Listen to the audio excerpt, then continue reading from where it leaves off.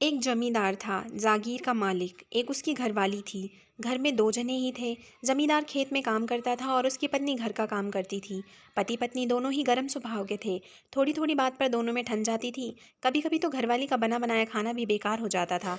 एक दिन घरवाली अपनी रिश्तेदारी में गई। वहाँ उसे एक बुजुर्ग औरत मिली, उम्र में बड़ी।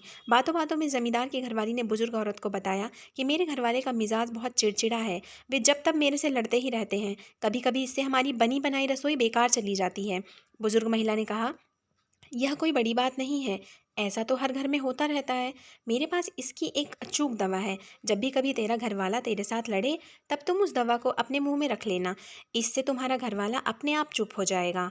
बुजुर्ग महिला अपने घर के अंदर गई, एक शीशी भरकर ले आई और उसे दे दी। जमींदार की घरवाली ने घर आकर दवा की परीक्षा करनी शुरू कर दी।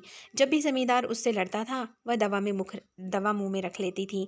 इससे काफ़ी असर दिखाई दिया। जमींदार का लड़ना काफ़ी कम हो गया था। ये देखकर वह काफ़ी खुश हुई। वह खुशी खुशी बुजुर्ग महिला के पास गई और कहा, आपकी दवाई तो कारगर सिद्ध हुई है। आपने इसमें क्या क्या डाला है, ज़रा बता देना। मैं इसे अपने घर में ही बना लूँगी। बार बार आना जाना मुश्किल हो जाता है।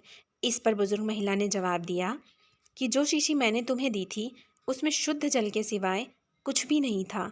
तुम्हारी समस्या का हल तो तुम्हारे चुप रहने से हुआ है। जब तुम दवा यानी कि पानी को मुंह में भर लेती थी, तो तुम बोल नहीं सकती थी,